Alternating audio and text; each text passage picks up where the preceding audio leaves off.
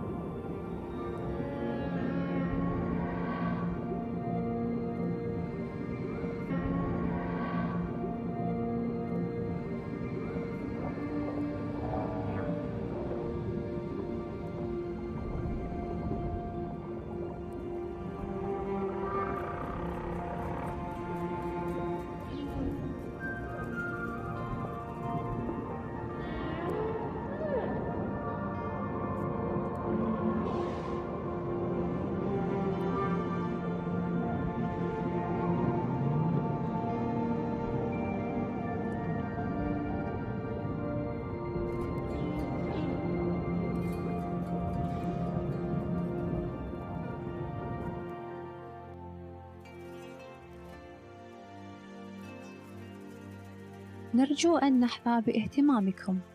يتم عرض قنوات الترجمة الفورية هنا على الشاشة. إذا كنت بحاجة إلى سماعة رأس للترجمة، فيرجى الحصول على واحدة من الطاولات الموجودة في الجزء الخلفي من القاعة. May we have your attention? The simultaneous translation channels are displayed here on the screen. If you require a translation headset, please collect one from the tables located at the back of the room. Thank you.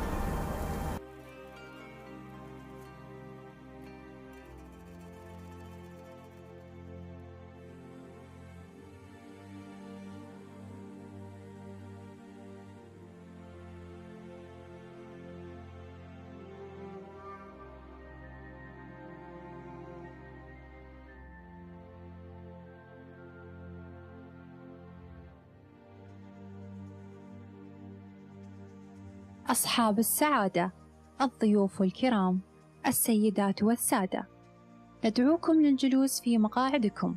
الجلسة التالية على وشك البدء.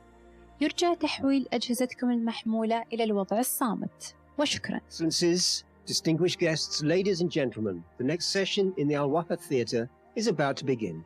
Please take your seats and ensure that your mobile devices are switched to silent.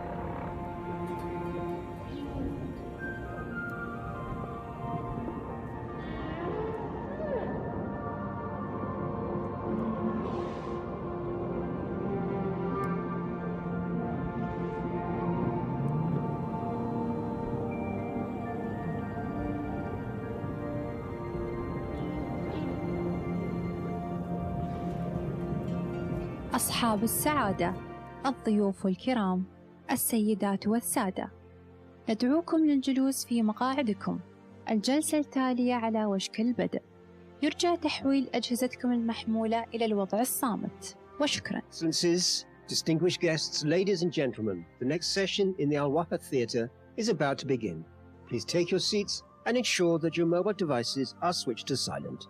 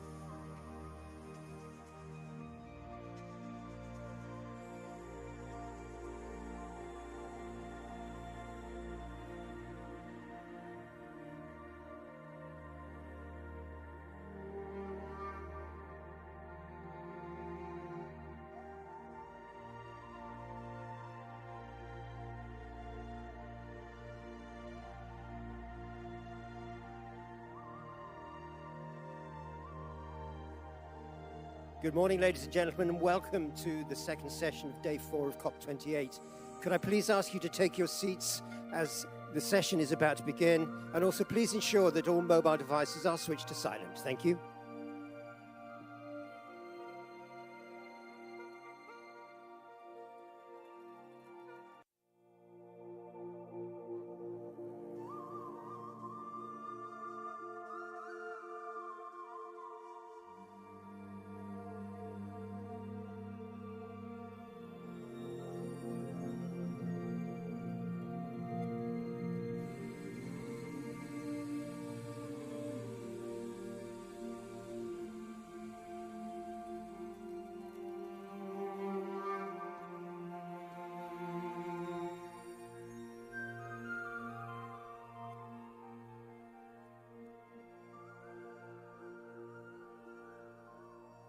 Your Excellencies, distinguished guests, and ladies and gentlemen, once again, welcome to the second session of day 4 of COP28.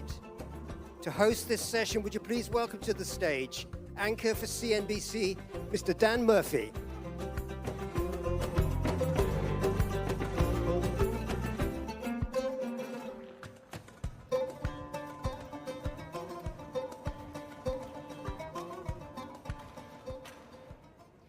Hi everyone, Your Excellencies, distinguished guests and esteemed speakers. My name is Dan Murphy from CNBC, and it is my privilege today to welcome you to this critical climate finance event.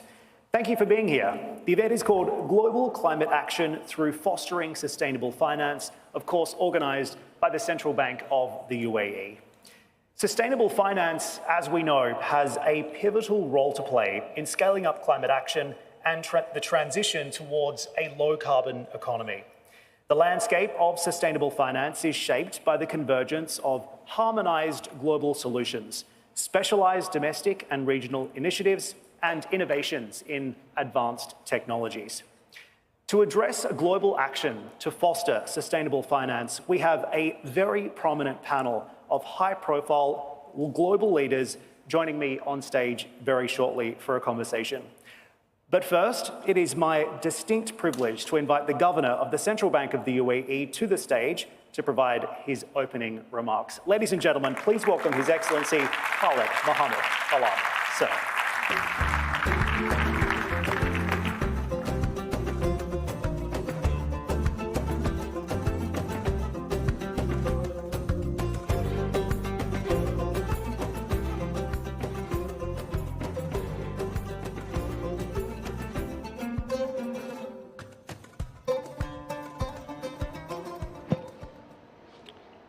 Assalamu alaikum wa rahmatullahi wa barakatuh. Your Excellencies, ladies and gentlemen, on behalf of the Central Bank of the UAE, I would like to express my gratitude for your presence at this important session within the COP28 agenda. In particular, I extend my thanks to our esteemed panelists, Kristalina Georgieva, Ravi Menon, and Mark Kearney. Their attendance highlights the critical role sustainable finance plays in meeting climate-related targets. The focus of this panel is to drive global action through practical solutions and to ensure greater mobilization of sustainable finance and to assess where further work is required. Allow me to briefly comment on 3 themes central to today's discussion. The first theme concerns assessing the global financial system effort in greening their exposures, and by extension, providing funding for greening our economies. The current economic and sectoral structure of many countries means that the challenge facing financial institutions is significant. In the UAE, our banking sector in particular will need to contribute to both the UAE medium-term economic plans, and the strategy for net zero 2050. Critically, this requires financing the transition and climate adoption strategy for corporate customers, which include carbon-intensive sectors, but also allocating new funds to green projects. Secondly, the transformative power of innovative technology such as AI and blockchain is evident to everyone. Sustainable finance can harness this power for its accelerated, accessible, and cost-effective progress. Realizing this, the Central Bank of the UAE, in collaboration with global partners, recently launched the COP28 Tech Sprint. This initiative aims to fast-track innovative technology solutions to address sustainability-related data issues faced by financial institutions. With proposals from 31 countries, I see this as an excellent example of the diverse collaboration essential to implementing sustainable finance solutions at scale. The third theme emphasizes the importance of enhancing financial sector resilience to climate change. Immediate attention is required from financial institutions and regulators, particularly given the impact that chosen climate action pathways can have on the relative size of fiscal and transition risks. Incorporating a robust, forward-looking approach to climate risk into existing risk management practices is vital for financial institutions. For regulators, implementation of international climate-related standards is an important step in maintaining stability of our financial systems.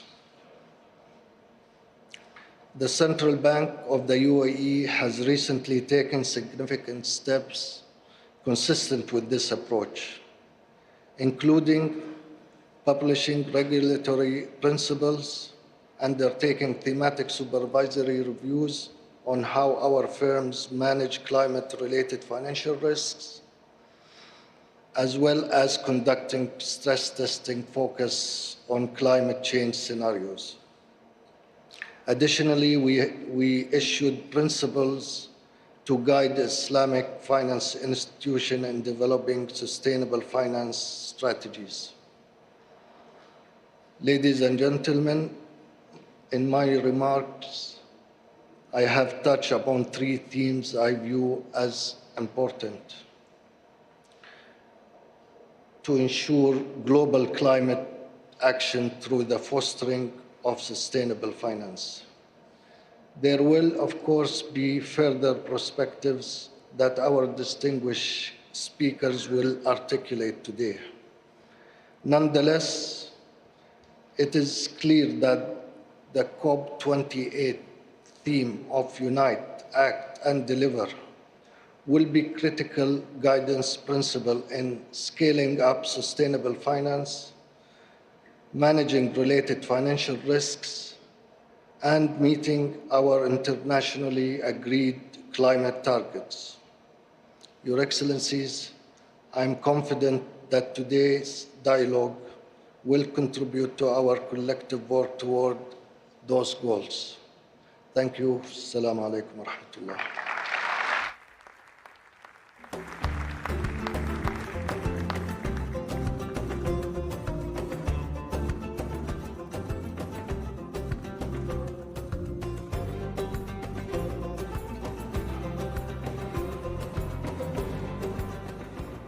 Thank you very much, Governor, for that very insightful address and for your valuable leadership in advancing sustainable finance and innovative technology in the financial system. Thank you again.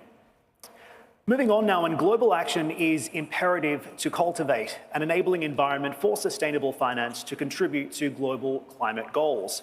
Tailored solutions for diverse global and regional challenges are crucial to foster sustainable finance. And sustainable finance also plays a critical role in charting a path towards climate action and the transition to a low-carbon economy. So for our next segment, we're going to bring on a high-level panel to share their insights and explore strategies needed to scale up sustainable finance and climate action. Your Excellencies and distinguished guests, it is now my honour to present this group of international leaders driving global initiatives for sustainable finance. So please do make them feel welcome. Thank you, Her Excellency Kristalina Georgieva, Managing Director of the International Monetary Fund. His Excellency Ravi Menon, the Managing Director of the Monetary Authority of Singapore and Chair of the Network for Greening the Financial System.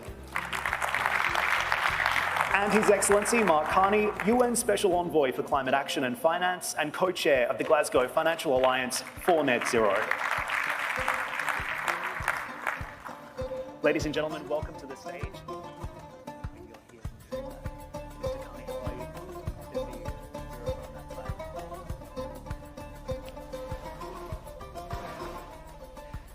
So as you can see, this is a very high-level panel, and it's now my job to ask a couple of tough questions. So thank you all for being here today. I really appreciate it.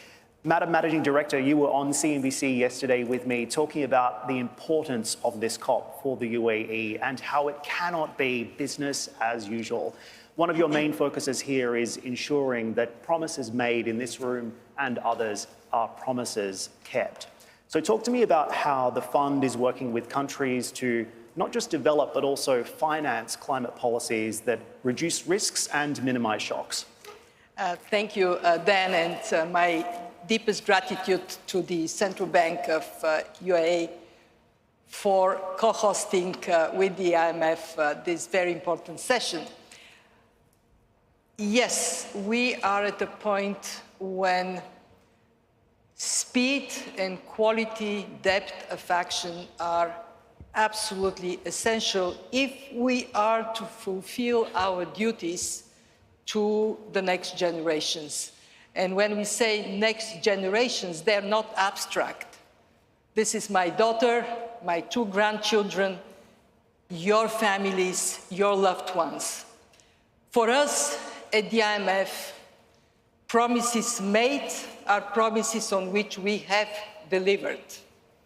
Just 2 short years ago, the IMF adopted for the first time in our history a climate strategy so we can gear up the institution to be systemically significant in the fight against the climate crisis.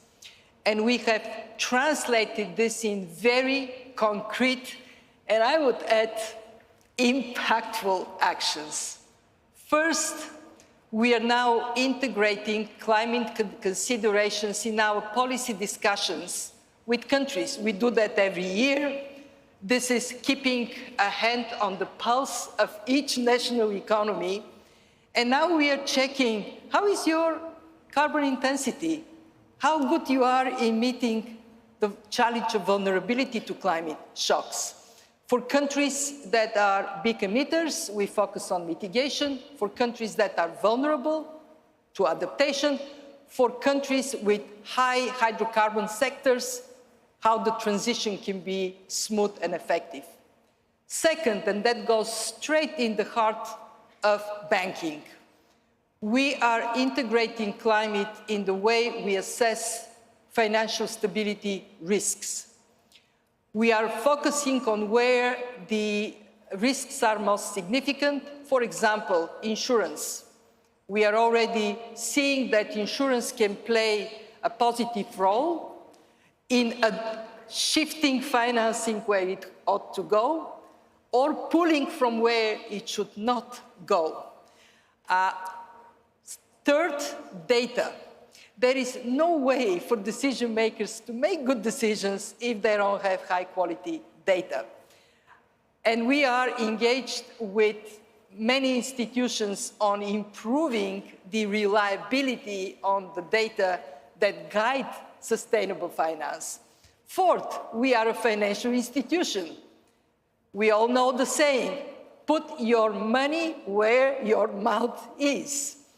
We have created a now over 40 billion Resilience and Sustainability Trust. I want to recognize UAE for being the newest member of our trust with $200 million contribution. And what we do with the Resilience and Sustainability Trust is to create fiscal space so countries ongoing on that transformation, that, by the way, is the most exciting thing I can think of, they can afford to spend for what is most critical, and especially to gear up financing towards sustainability.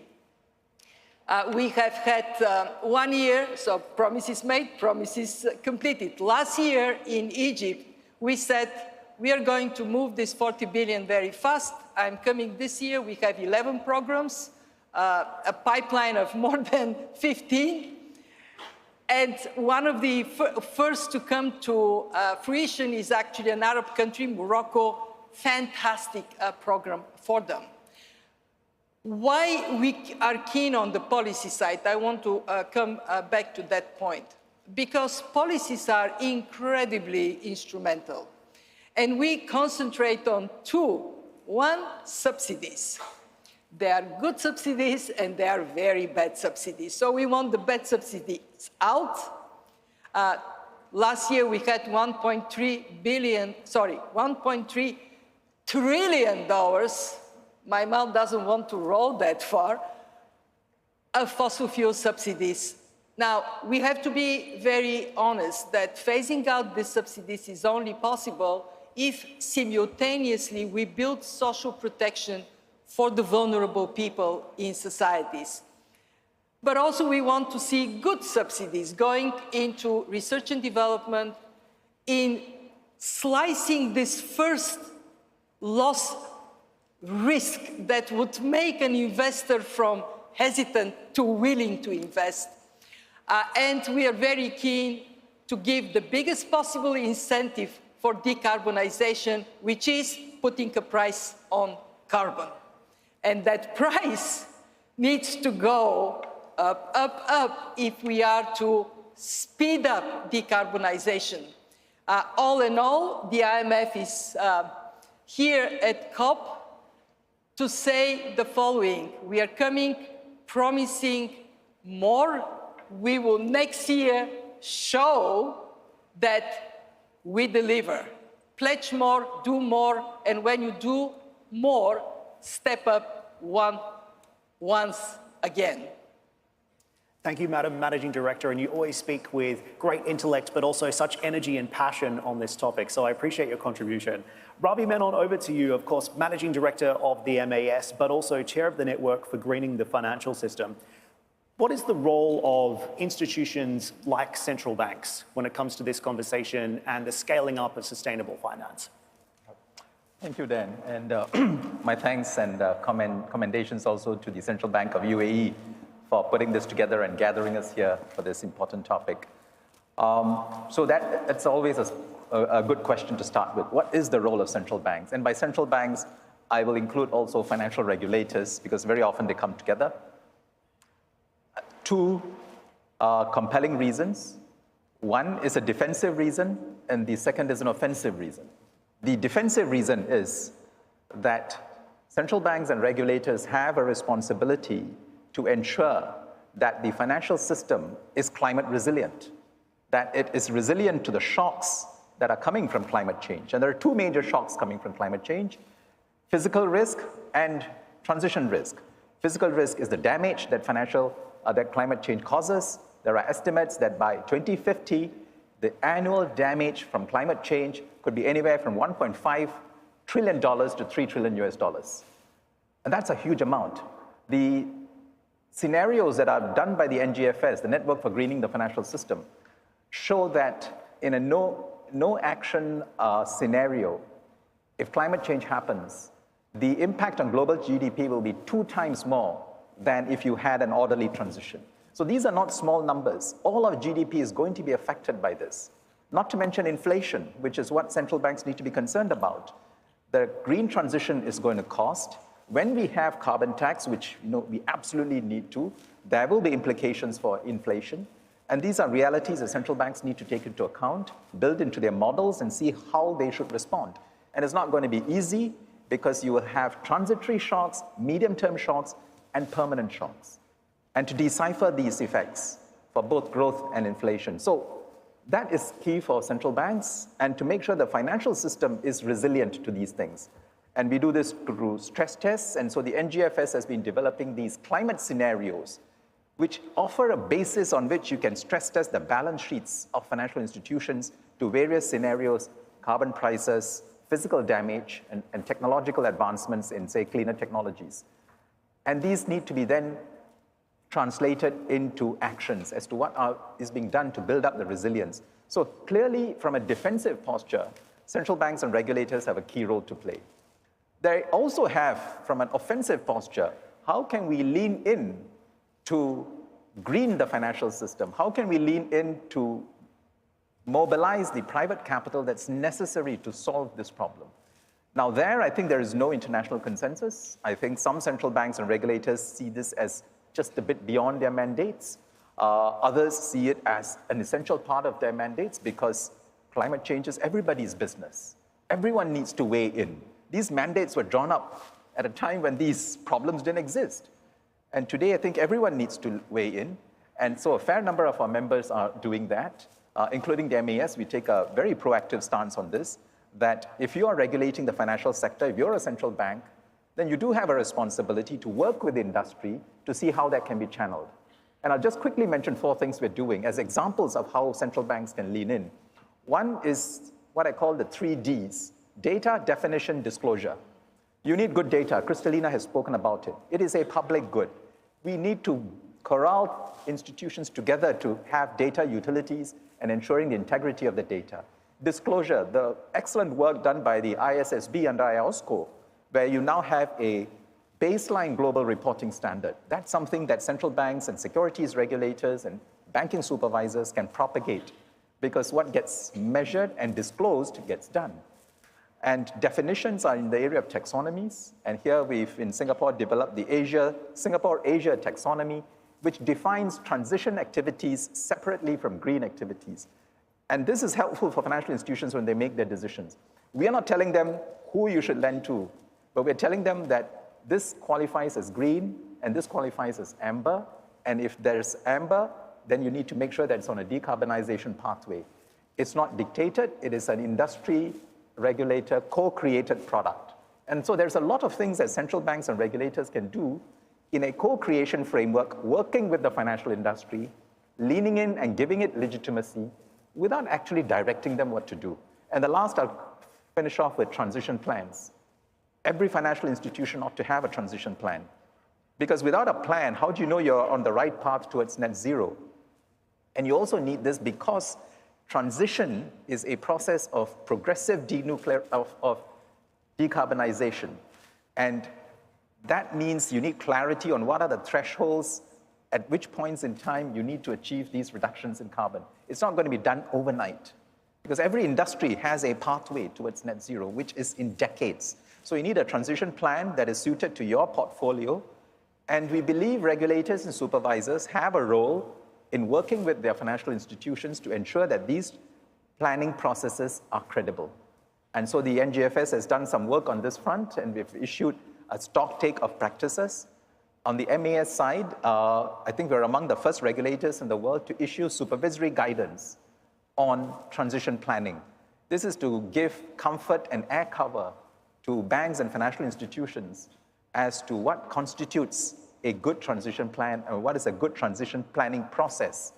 And so that's something we've put out to give guidance. So there is a lot, if we exercise our imagination, that regulators and central banks can do. Indeed, Ravi, thank you for your contribution. And Singapore, like the UAE, has a unique and important role in the global financial system. So we'll come back to this. I want your take on what all of this means from an Asian perspective too, but we'll come back to that. Mark Carney, welcome into the conversation. UN Special Envoy for Climate Action and Finance, and of course also a former central bank boss as well. What's your take on this? And in particular, what do you see as the biggest challenges when it comes to financing the transition? I think what I can best do, because I entirely agree with everything that's just been said, and I want to commend the leadership on this panel and Your Excellency, Governor, your leadership, and commend your remarks to everyone to be studied, because this is the right framework. I think the best thing I can do is do an assessment of where we are. And so I think the biggest challenge is time. It's like everything with respect to climate is with respect to time. And I'm going to talk about 3 gaps, and you're going to hear an echoing of what you just heard. There's a gap on data, there's a gap on action, and a gap on investment. The gap on data, I sat on a panel like this. It wasn't as spectacular as this room, but in Paris 8 years ago with Mike Bloomberg, and we launched the TCFD as a concept, which is the data disclosure component of this, or much of that. Fast forward to after 6 years, 2 years ago, similar room, a little better because it was in the UK instead of France, just kidding, to the French, not as nice as this, for Glasgow. And that was the launch with 40 nations of the ISSB, which is a formal disclosure standard, mandatory standard, and many nations are moving such that by the middle of this decade, 10 years after Paris, hence time, we get to a level where we have mandatory disclosure. And for our American friends here, hurry up. Hurry up. Don't rely on California to make these rules. Get on with it. That's first point. Second, in terms of actions, is what both Kristalina and Ravi raised, which is around transition planning. Plan beats no plan. You have to have a plan to address the issues. Now, United Arab Emirates, the leading financial institutions, I see the CEO of First Abu Dhabi Bank here, are getting on with it with transition plans. But everyone needs to do that, and we should not wait a decade after getting the disclosure to have transition plans. So it's incredibly important what the MAS is doing and what the IMF is doing, engaging with countries in order to get them in place. With respect to those actions, it is crucial that it's about transition. It is crucial that you go where the emissions are. Of course, we need green, but we need to tackle the tough issues as well. And with respect to both those first 2 points, data and disclosure, it is critical that everyone can follow the progress. And so the managing director and actually Ravi Menon as well, the leading institutions are making sure that there's something called the Net Zero Data Public Utility, which will give to all stakeholders, whether you're looking for a job or you're allocating $1 billion of investment, the climate data and the performance against transition plans free to all, open source. Last point, which is you have these plans, you have the information, you're optimizing, and the gap is around investment. And I want to commend the COP presidency because the issue around investment and the biggest challenge is, if you will, it's running towards gunfire. That's leadership. And gunfire in climate is emissions. So the big challenge on emissions, yes, we need to triple renewable capacity, key objective of this COP. We need to find $1 trillion additional a year for the emerging and developing world. We may get into how to do that, but I'll commend Altera, the climate finance vehicle, like the Resilience Trust, in finding innovative ways to get large-scale, and this is large-scale capital to emerging developing world to accelerate the transition.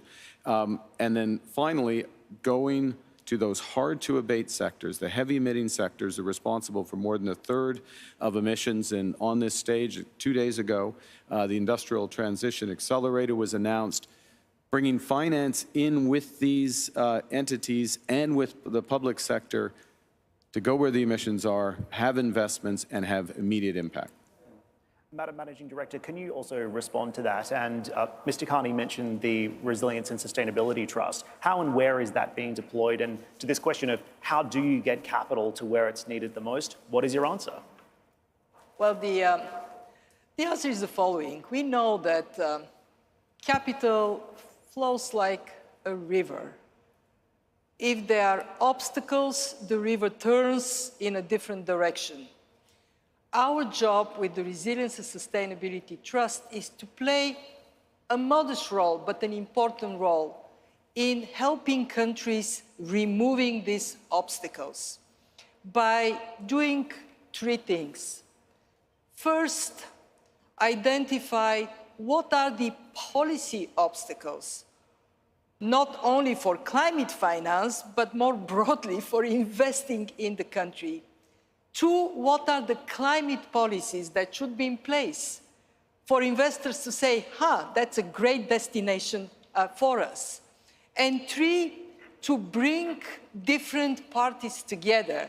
In 7 out of the 11 programs we have done, we will call a roundtable of private financiers, multilateral development banks, so we can identify how we can get the collective to act. And here are two examples, one in Rwanda and the other one in Barbados, where the fiscal space we created went for a financial vehicle that is explicitly directed to removing these obstacles so the river can flow in emerging markets. And I cannot stress enough how critical it is that money goes to emerging markets and developing economies.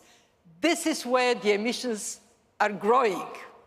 And if we want to be successful in the fight against climate change, we have to get really excited about a big river flowing in the developing world. So, Ravi Menon, maybe you can speak to that as well, because look, the reality is trillions of dollars of investment are going to be needed here annually to reach net zero goals.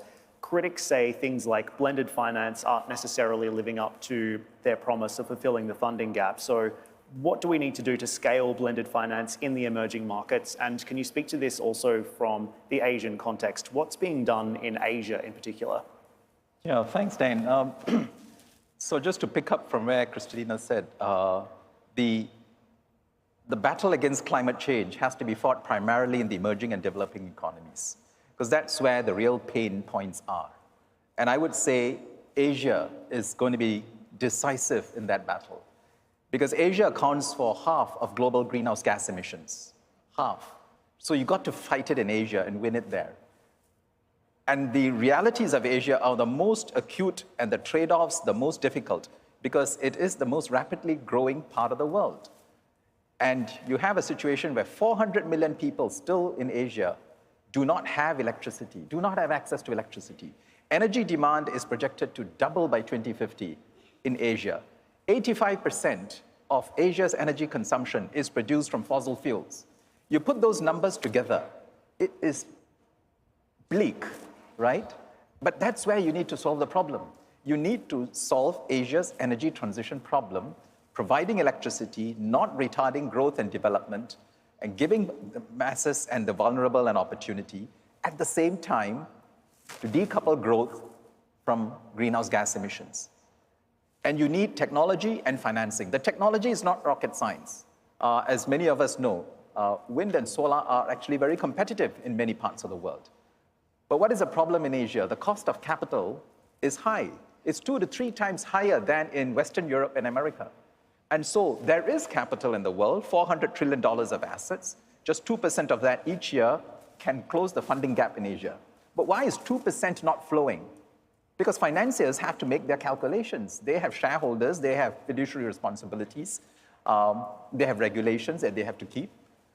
And so you need solutions like blended finance, which is going to bring down that cost of capital. Cost of capital being too high because of regulatory uncertainty, policy uncertainty, foreign exchange risk, project development costs, whole range of things. And the fact that your revenue stream is not going to be very large because this is electricity that's being sold to lower middle income and poorer people. And so to make the math work, you need blended finance and you need carbon credits. And Mark must have heard me say this ad nauseum. He also says that there is no pathway to net zero without blended finance and without carbon credits. And I hope we can come to a consensus on that and devise a strategy, an ecosystem-wide strategy for blended finance and carbon credits, because you cannot overcome the cost of capital problem in emerging markets without these two in place. And blended finance is about using concessional capital, the balance sheets of sovereigns, development financial institutions, multilateral development banks, philanthropic sources to crowd in private capital, multiples of private capital, and that should be. And it's very heartening that at this COP, we are seeing so many announcements of blended finance initiatives. Of course, the leadership being played by the UAE, which has announced the biggest of them, which I think is going to be a trailblazer because it has the components, the right components of crowding in private capital and the scalability. And we have a few others. Singapore is doing its own part with what we call FAST-P, financing Asia's transition through a target size of $5 billion. Government is willing to put in concessional capital, provided we have other sovereigns and grant makers coming in alongside us. We can't do this alone. And then to multiply that capital, either through concessional capital, concessional debt, all factors that can reduce the cost of capital and make these projects viable. Mark Carney, you're on the World Bank investment panel. So how do we mobilize and de-risk some of this private capital to get those rivers, as the managing director explains it, flowing? Well, I love the analogy. I'm going to give you a very quick history here. Just 2 years ago, convened by the managing director in the Italian presidency, remember, we had the first discussion, the first real discussion of blended capital in a public setting. And we were on stage with Larry Fink and others. So things have moved to the point that now there are vehicles coming. But what isn't happening, or hasn't happened up until now, the IMF has done amazing work, just to be absolutely clear. But what hasn't happened until now is, particularly with the World Bank, is anything at scale. And there's been lots of interesting but very bespoke instruments measured in the hundreds of millions of dollars when we need to talk in the tens, if not the hundreds of billions of dollars. So the first thing that needs to happen, I'll try and be quick. One is the mandate of the World Bank, which is to attain the Sustainable Development Goals, but the method in order to achieve it has to be that they use all of their capacities, financial and technical, in order to maximize the total financing, keyword total, financing to attain the Sustainable Development Goals, which means private capital as well, and to be measured on those terms, performance measured on those terms. How do they do it? Your question. We're looking specifically about much greater use of guarantees, standardization, use of first loss, addressing FX, portfolio-level guarantees, all elements of those instruments. By the way, we're not writing a report. We're looking at term sheets and mechanisms in order to do it because time is the issue. The second thing, and I'll stop with this, is we're looking at ways to use the balance sheet more effectively, securitization, syndication, so that the capital and the risk-bearing capacity is turned over much more regularly. There are other issues as well, but I'm conscious, if I'm saying time is the issue, I better stop. So we have about a minute left. Let's do a rapid-fire question, and Mark Carney, I'll start with you. Dr. Sultan has called this a COP of action. So what do the people in this room need to do, the financiers, the capital allocators and beyond? What do they need to do to finance this and to reduce the most amount of emissions in the shortest amount of time? I think the most, just to add one other item to the conversation, finance should be measured both on return, financial return, and in the expected emissions reduction, the emissions return. And we're developing methodologies, but that should mainstream, because you can have transition-aligned finance by buying the big 7 U.S. tech companies. That's been a good financial strategy. It actually doesn't do that much for emissions because they've been out on front of this and they'll be net zero 2030. Go to the steel sector, the airline sector, the other sectors, shipping, and get those emissions down. Enormous emissions reduction return, and it happens to be the case that is also a very good financial return because their valuations are being hit because they don't have plans that they can implement. Ravi Menon. Transition plans. I think every financial institution must have a transition plan that spells out how you're going to get to net zero.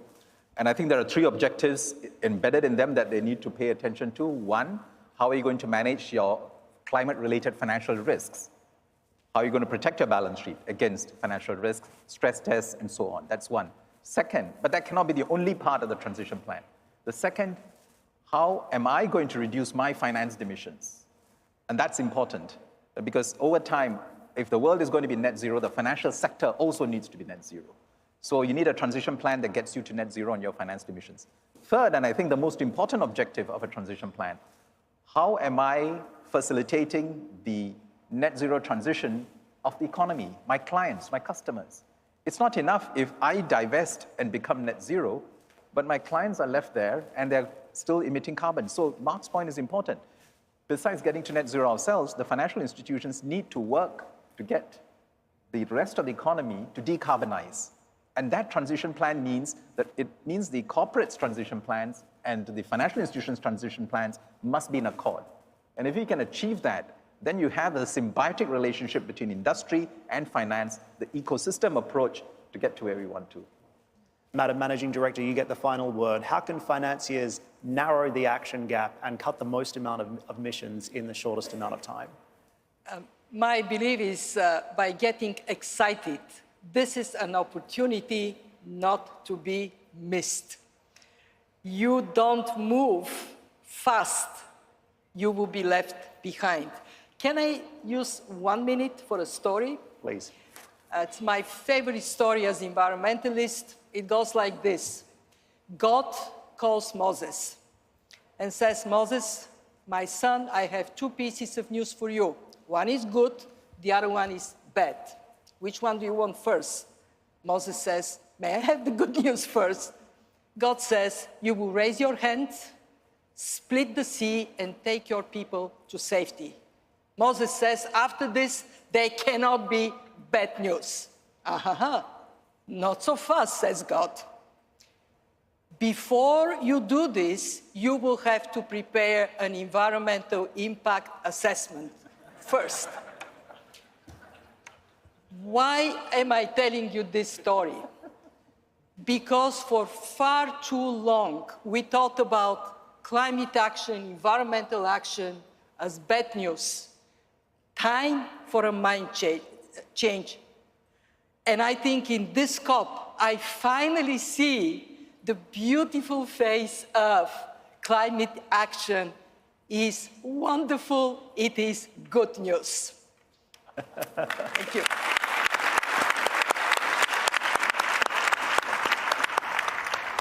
Well, that concludes our panel. And Madam Managing Director, Ravi Menon, Mark Honey, thank you so much for joining me on stage. I appreciate your contribution. Ladies and gentlemen, please thank them again.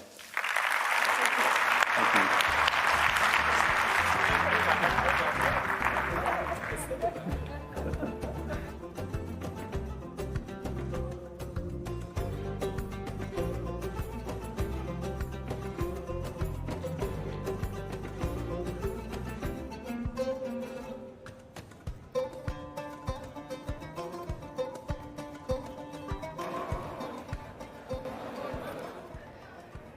Ladies and gentlemen, let's continue on with our program as well. Your Excellencies and distinguished guests, the path towards a sustainable future is paved not only by collective global action, but also by ambitious domestic initiatives.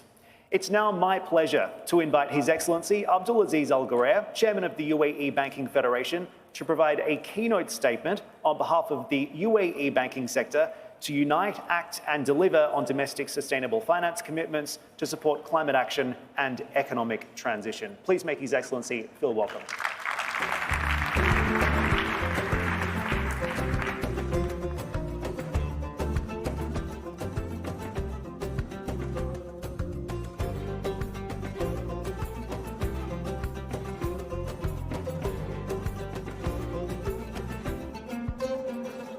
Bismillah ar-Rahman ar-Rahim. Assalamu alaikum wa rahmatullahi wa barakatuh.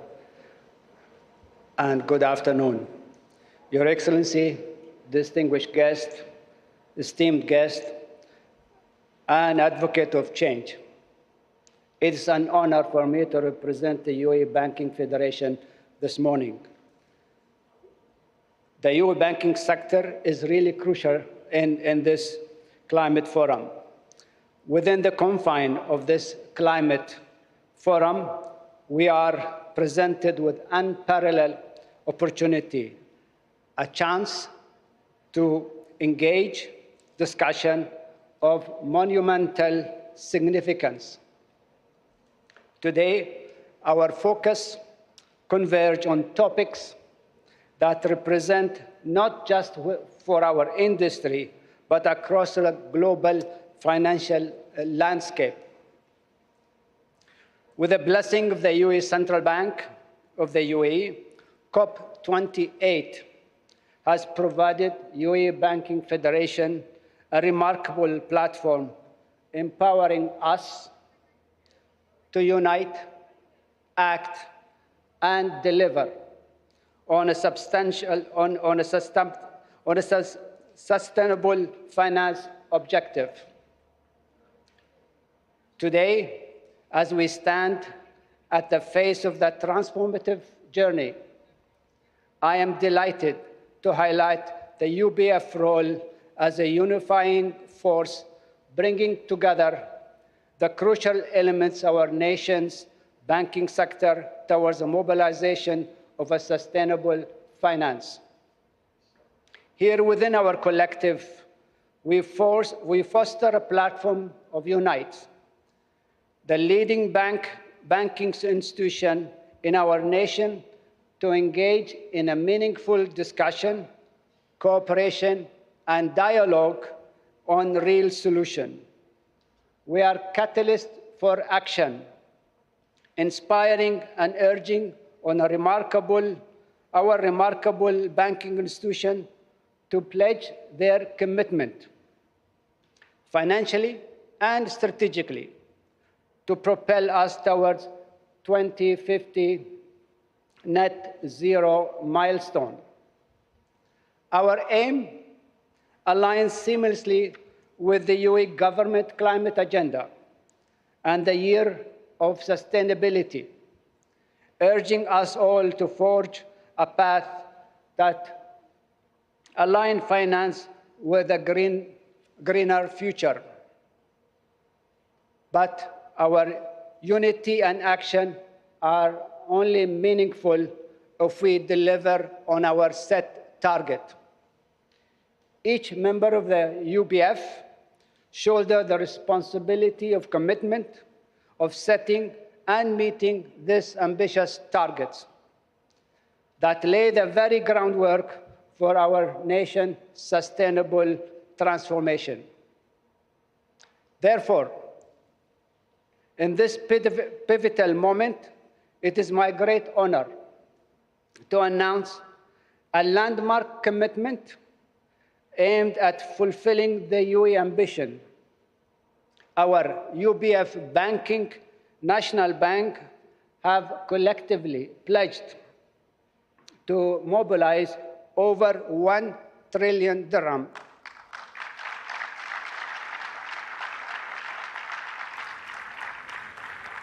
which is almost equal to $270 billion by 2030.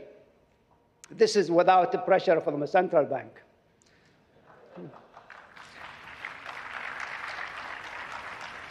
I would also like to thank the visionary leadership of UAE, the stewardship of COP28 presidency, and the unwavering guidance of UAE Central Bank. Thank you for this opportunity to share with us our endeavors. Together, let us chart a course towards a future that is not just sustainable, but thrive on sustainability.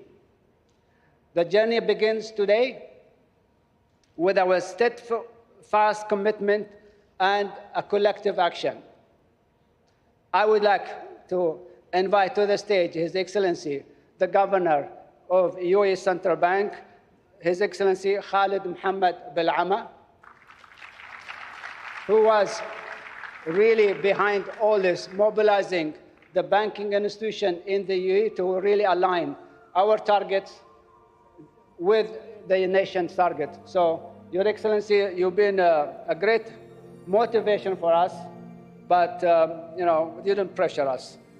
And also, in the same time, I would like also to invite our biggest contributor to this 1 trillion dirham commitment, our leading UAE national banks who have really committed and promised us they will deliver on this number.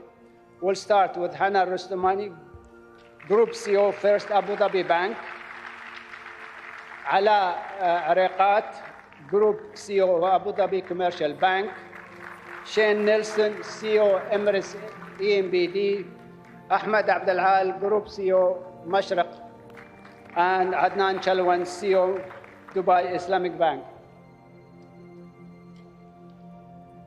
So these are our serious partners who have really worked together in the last few months to put up this serious number.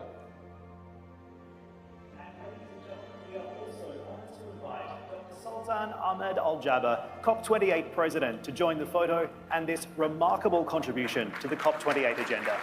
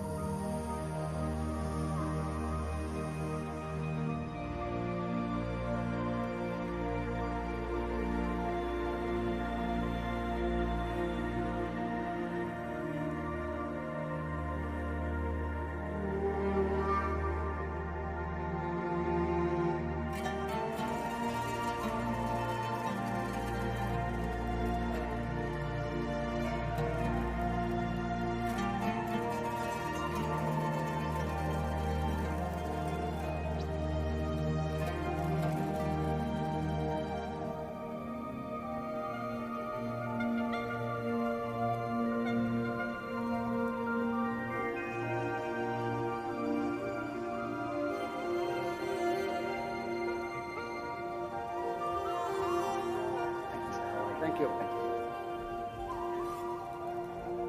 Ladies and gentlemen, Dr. Sultan Al Jaber, let's again make him feel welcome. Thank you. And thank you also to their excellencies and CEOs. This is indeed a very proud moment as the Central Bank of the UAE facilitates global sustainable finance solutions at COP28. And of course, we've just heard this major UAE financial sector pledge to mobilize this amount in sustainable finance by 2030, an extraordinary announcement. So thank you all for your efforts in mobilizing sustainable finance in the UAE and for joining us today. Your Excellency Governor, thank you for taking a seat on the stage while we introduce our next session. Ladies and gentlemen, global climate action requires technological innovation to drive progress in sustainable finance. The digitalization of the financial system through advanced and innovative technologies, along with sustainable finance, are core priorities of the Central Bank of the UAE. Highlighting the importance of innovative technological solutions to climate action, the Central Bank of the UAE partnered with the COP28 presidency, the Bank of International Settlements, and the Emirates Institute of Finance to launch the COP28 UAE Tech Sprint. It is a global call to action for technology innovators around the world to fast-track technology solutions to drive progress in sustainable finance. The COP28 UAE Tech Sprint enabled global innovators to engage in sustainable finance priorities with innovative technological solutions submitted from no less than 31 countries. The COP28 UAE Tech Sprint focused on scaling up climate action through innovative technological solutions in sustainable finance, in particular, in the areas of artificial intelligence, blockchain, IoT, and sensor technologies. Remarkable solutions have been shortlisted and evaluated by a panel of international experts. A total of 15 finalist teams presented prototypes, and one winner per problem statement was selected. I am absolutely thrilled to be able to announce our winners today. Receiving an award from His Excellency Khalid Mohammed Balama, Governor of the Central Bank of the UAE. The first recognition award is for the innovative artificial intelligence solution to scale up sustainable finance and climate action. This award honours solutions in artificial intelligence that propel the adoption of sustainable finance. And I'm thrilled to announce that the winner of the award is the team behind Intensal from Hong Kong. Intensal developed a climate analytics platform that leverages artificial intelligence, satellite imagery, and climate and financial models to measure and translate climate hazards into financial risk at the asset level. So please do join us on stage to receive your award. And Governor, please.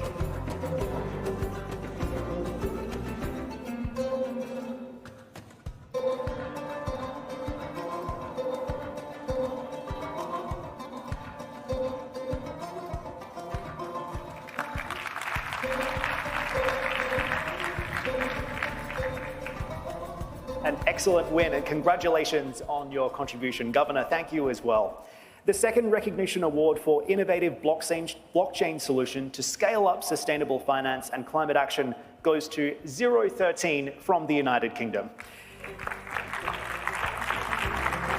This award recognises solutions leveraging blockchain technology in sustainable finance. The solution by 013 developed a blockchain-driven platform facilitating issuance, trading, clearing and settlements of carbon credits linked to tangible ESG assets with a technology approach based on interoperability of multiple blockchains and APIs. Congratulations on your award. And the third recognition award for innovative Internet of Things and sensor technology solution to scale up sustainable finance and climate action is awarded to Evercom from Singapore. This award focused on solutions in sustainable finance that leverage Internet of Things and sensor technologies. The solution by Evercom developed Internet of Things powered digital emission disclosures for industrial emission reduction and verification that underpins compliance and sustainability-linked financing. Congratulations again to all of our award winners. Fantastic. Thank you, Governor. Thank you. And of course, I also want to congratulate the award winners personally and offer a special thanks as well to His Excellency Khalid Mohammed Balama for all of his work and effort. Ladies and gentlemen, as we conclude this forum, I do extend my heartfelt appreciation for the insights, solutions, and steadfast dedication demonstrated by all participants as they take their photo on the stage.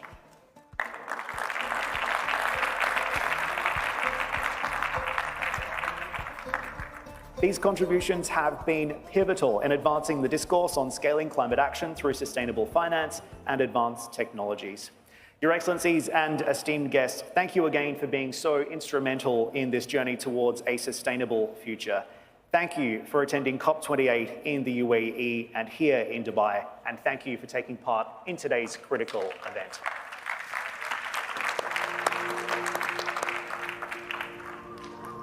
Enjoy the rest of your afternoon.